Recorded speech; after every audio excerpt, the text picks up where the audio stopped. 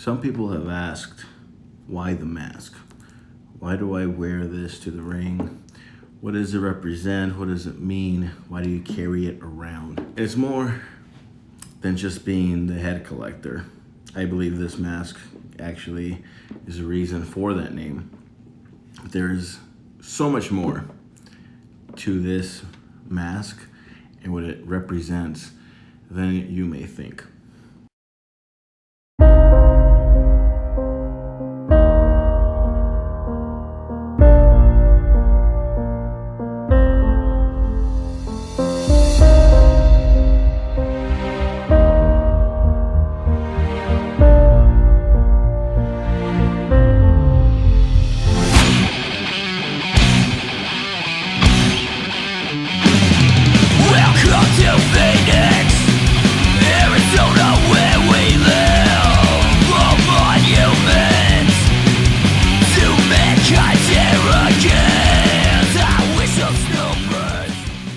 So this wrestling journey all started in 2013. That's when the training started. There's a crazy backstory before that, and I was introduced to independent wrestling in a different way than what I know it to be now. It was to the point where I hated independent wrestling, and I told myself, after that experience, I told myself that if this is what wrestling was, I didn't want to be a part of it. So that was that experience. I was making flyers, posters, and doing recording the shows for old CWFA, the one we don't speak of. And they had just opened up a school, the new power plant. So in conversation, I showed interest in it, and I started. And this was about a month or two after my gallbladder surgery. I had my gallbladder removed, and about a month and a half, 2 months later, I started bumping and destroying my body. Training was a blast. It was a good time. It was hard, obviously. It wasn't just what some wrestling schools are now. It was great. You know, it taught me a lot. It changed me in a good way, I feel. The trainer, Lawrence Tyler, had the class I was a part of, the group I was a part of. I feel one of his best qualities was that he worked on every single person and tried to make them the best version of themselves. So it wasn't him trying to make a bunch of little robot versions of himself. And when it came time to develop a character, to develop ourselves, it wasn't, hey, you all need to be this exact same thing. It was like, let's make you the best you. Let's get your qualities, your strengths, and let's work on those. And he did a great job. I mean, we had, Hammerstone, Evan Daniels, Graves, myself, Alex Salyers, Pete the Heat. We had a good group, and it was a fun group, and we had a lot of good times, and we bonded. We went through a lot together, good times, bad times, interesting times. So those are definitely times I'm glad I was able to capture on video, and times that I will never forget. This is why I like doing this stuff, for memories. And I know people hate to throw memories in wrestling, but fuck you guys. That's what it's for. So look back and see all the cool shit that we've done, and just see the journey from then to now.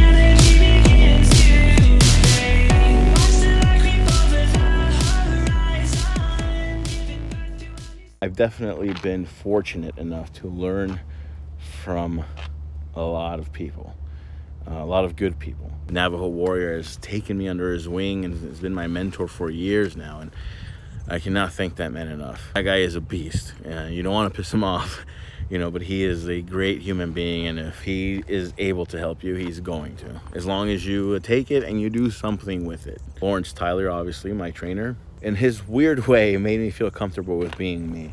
One of the biggest lessons I learned, and one of the greatest things I've received being in this wrestling world has been being able to be comfortable with myself. At my heaviest, I was pushing 5. I was up there. Decided to make a change. And by the time I started wrestling training, I was about a little over 3. Yeah, the Hammerstones and Daniels and Graves.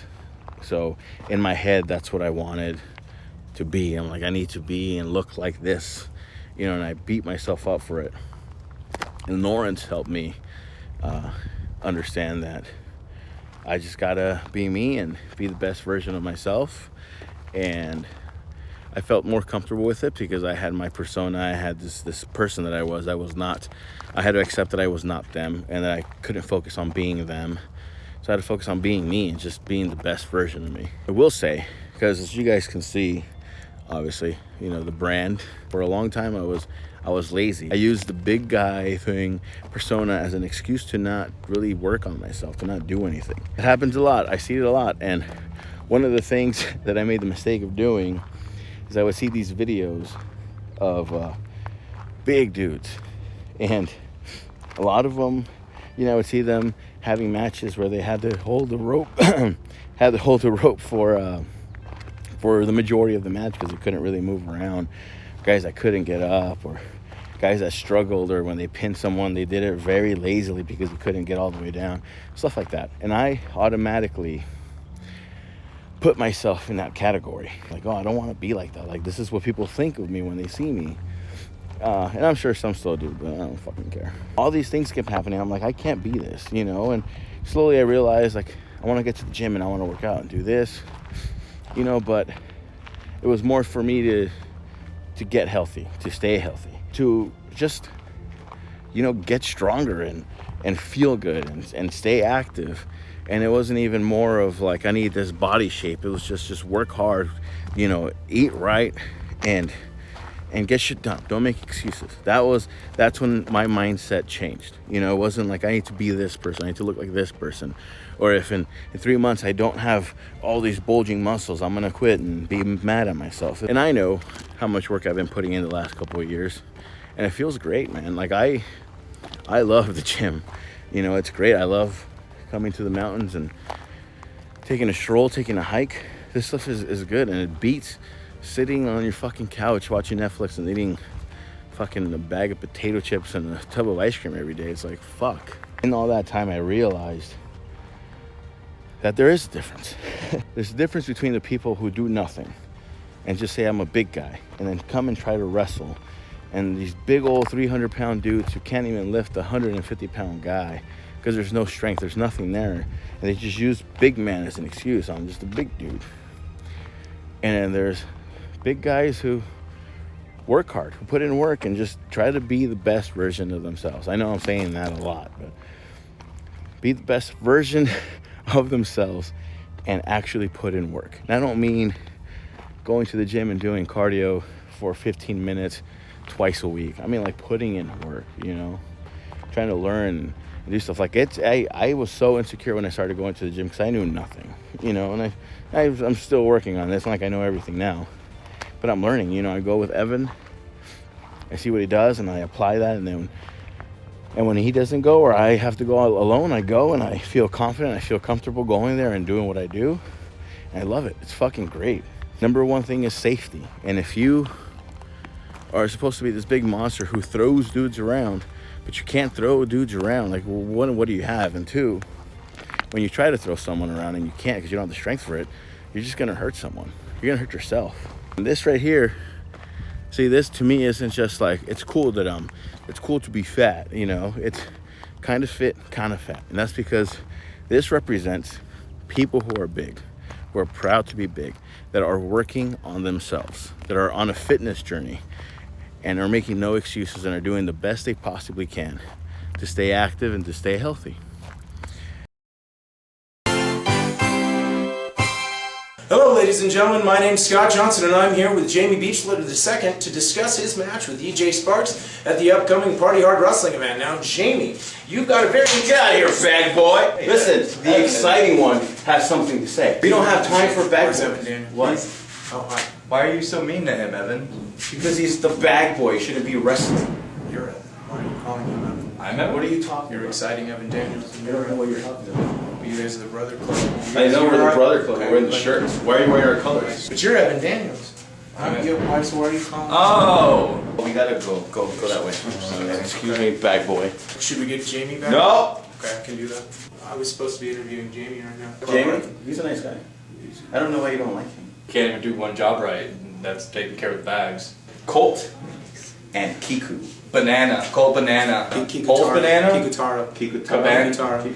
Colt. Colt. Kiku Cabana. Cabana. Cabana. In the Cabana. No. Let's do this again. We got interviews to knock out, guys, so... Call us back in the shot. Okay, back in the shot. Yeah. Ladies and gentlemen, here they are, the Brother Club. Boom. Wait, dude. Boom. This takes us back to when me and Evan were trying to come up with the tag team name. And we had all these options and we landed on the Brother Club. Yeah. And we got some crap for it, you know, obviously. And after some debating and some discussing, we decided to go with Brothers of Wrestling, which I think in the end worked out better for us. That was fun. That was a fun year. The Brothers of Wrestling year.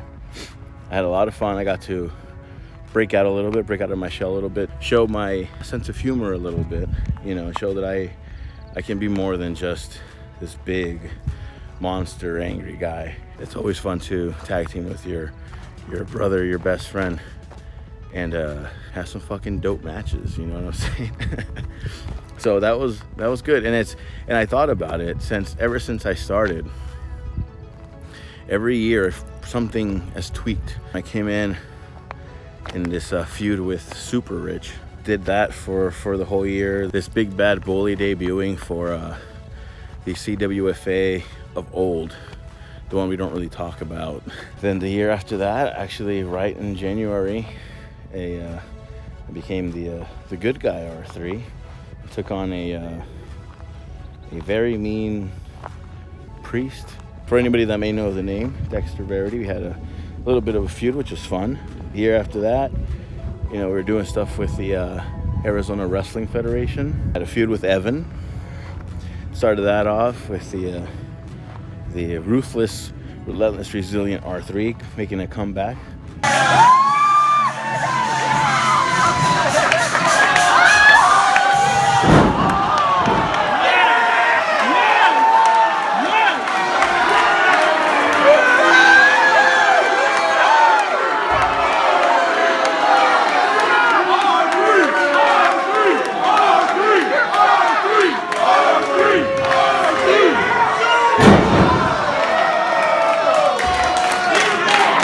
After that, we did Brothers of Wrestling.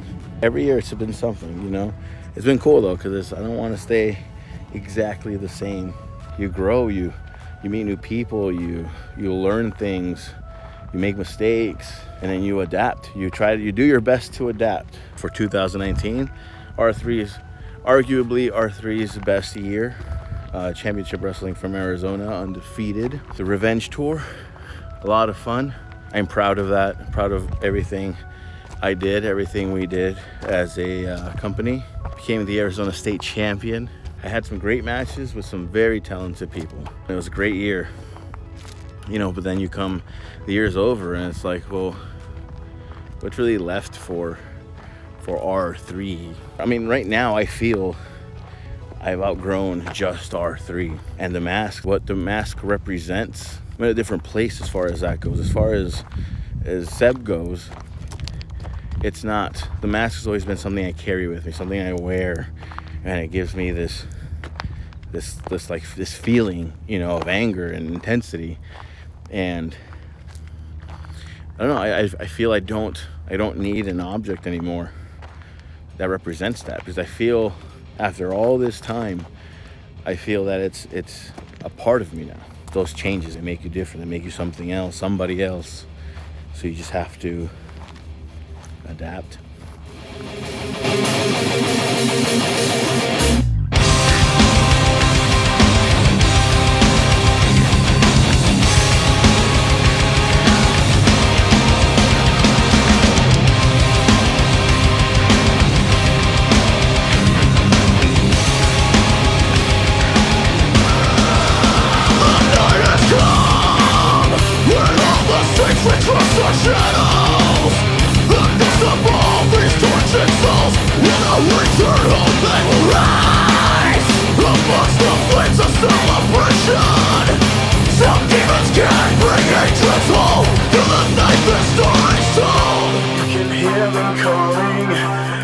Torment of their souls, body gone, but spirits walk through fates that graves can never hold. See the ashes falling.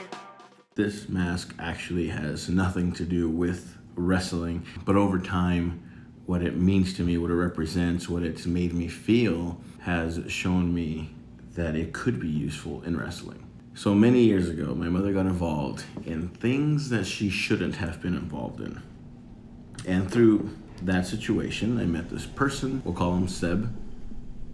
So Seb and I started hanging out, we were the same age. One day he asks me if we can take my mother's car so we can go to Buckeye, which at the time I had no idea what Buckeye was, and pick some stuff up at his house. So we take the car, we go to Buckeye, and at this time Buckeye is barely getting built. This housing community, this neighborhood is barely finished, no street lights or anything like that.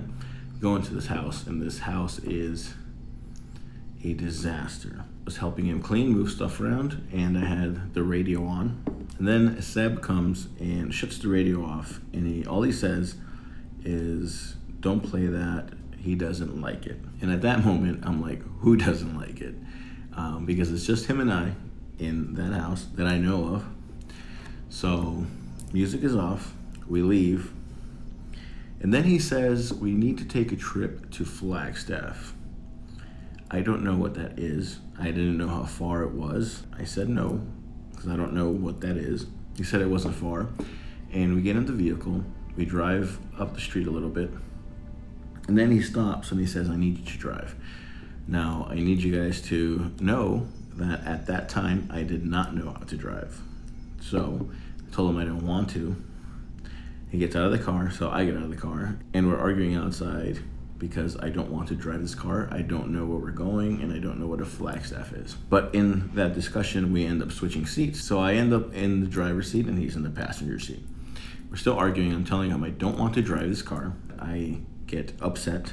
I smack the steering wheel, and then I go to look at him because I'm speaking to him. So when I turn to look at him, he looks back. And what I see is not his face. What I saw is, I don't know. I saw this thing on his face. His face turned into something else. It was some black-eyed smoke thing, something that I will never forget. I turned back. I'm like, holy shit. And in a matter of like 5 seconds, I feel all this anger. So much anger. I have never felt this much anger in my entire life. I get out of the car and I start yelling so much shit to him, and I am livid. I have never been this angry in my entire life, and I don't know what happened. I don't know why, and it's just anger consumes me. We do go to Flagstaff. It was like a nightmare. That experience up there with him and his mother, and it was just a fucking mess. As we're driving back, we're following his mother. We get off of the freeway, stop at a light. Both of us stop. He gets out, goes into his mother's car, and leaves. And I am left there at a red light with a car that I don't know how to drive. So let's just say that day, that night, I learned how to drive. I drove all the way home, stopped at gas stations to figure out where the hell I'm going, which direction I need to go, figured it out, did that. Never saw this person again in my life. So that's the end of that part. I had this dream that didn't feel like a dream. It felt like I just woke up. I felt like I just woke up, my door was open, and I see this face creep from the side of the door. I try to figure out who it is, and then I see this same face that I saw, this thing that I saw on Seb's face. I see it bust into the door, and it zooms right at me. And when it zooms at my face, I wake up for real, and I'm screaming, and I was told I was saying some weird shit in my sleep, and I could not control the hysterical crying that happened right after that. It was a very weird feeling. And I had that same scenario multiple times throughout the years, but it's always where I'm at. So it always feels like I wake up, I see this thing, this face, and zooms at me, comes right at me, wake up again. I've been told many things, whether it's a protector or a demon that clinged on to me from him. But anyway, I call it, him, whatever, call it Seb, just because that's where I got it from. And so now with the wrestling part, the beginning of 2019, for that Christmas of 2018, someone really close to me sent me this for Christmas. So I got you something that looks cool. I think it'll be way cooler than the mask you currently have. So when I received it, I looked at it, and the only thing I could think of is Seb, because this is really close to what I saw that night. At that point, I wasn't going to use any mask. I was going to stop that whole thing. Something told me to use it, to wear it. Wearing this gives me that anger that I remember having that night. This represents that anger, that intensity, and I carry it with me because I need it for what I do. And then the head collector came along with it. So now, as we're speaking now, and the feeling I'm having is more of an acceptance. The last time I saw Seb in my dream or other world or whatever you want to call it, the last time I saw Seb was the first time I was not scared or intimidated. I saw Seb, and it was like seeing a familiar face. It was like seeing an old friend, so to speak. And this is the first time that I heard anything come out of Seb, and all he said was, "Speak." And then I woke up. I haven't seen Seb since, but I feel like this is an object that I carry around with me or wear, and I take it off. This represents Seb. I feel Seb is a part of me now. I've accepted it. I've adapted to it. I welcome Seb. So the way I see it is, I don't need something to carry around. I don't need the object to put on and take off to represent Seb. So this is now something that used to represent the anger and intensity, something I needed in my life, and whether it's wrestling or outside of wrestling, something I needed, is now become just a mask. Now it's just a mask. Many people wear masks in wrestling, This one means something. This is a life experience that I will never, ever forget. And apparently something that I'm going to carry with me for the rest of my life. But this has now become just a mask, because what this represents, this energy, I carry with me. And I will carry it with me until the day that I die. See, this is now not just R3. This is more of me. This is the growing up. We have to adapt. We have to change sometimes.